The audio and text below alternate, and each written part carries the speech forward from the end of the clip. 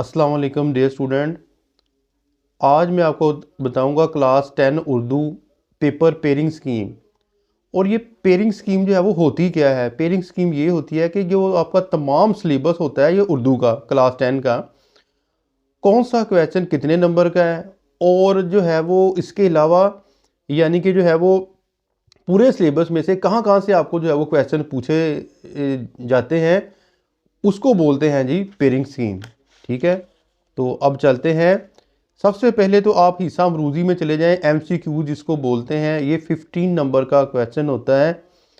इसमें से जो है वो आपको जो MCQs आने हैं, नस्ल में से 7, नज़म में से 2, गज़ल में से 1, कवायद व इंशा ग्रामर की रूह से 3 और अराब दुरुस्ती तलफ़्फ़ुज़ ये आपको आने हैं 2। फिर हिस्सा इंशाई के अंदर चले जाएं।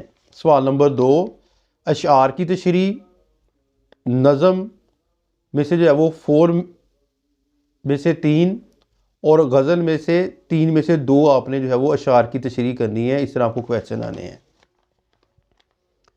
फिर सवाल नंबर 3 पर चले जाएं। पैराग्राफ की तशरी, पहला पैराग्राफ हिस्सा नसर के पहले निसब असबाक से, जो हिस्सा नसर है ना स्टार्ट में बुक में, तो जबकि दूसरा पैराग्राफ बकाया निसफ हिस्सा से होगा। फिर मुसन्नफ़ का नाम आधा नंबर, सबक का अनवान आधा नंबर, अल्फाज मानी कुल 4 होंगे और हर मानी का आधा नंबर है। 2 नंबर तशरीह पर और हर पैराग्राफ 5 नंबर का होगा।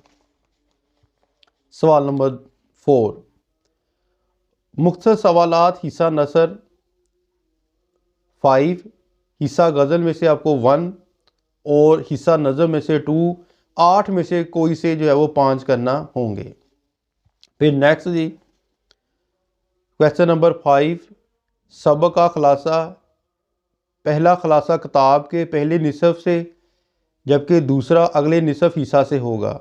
सवाल नंबर 6, मज़ामीन। ठीक है, ये टोटल आपको जो है वो 3 दिए गए होने हैं, उनमें से आपने जो है वो एक करना है, यानी कि 3 मज़ामीन होंगे और तीनों में से जो है वो आपने एक करना है।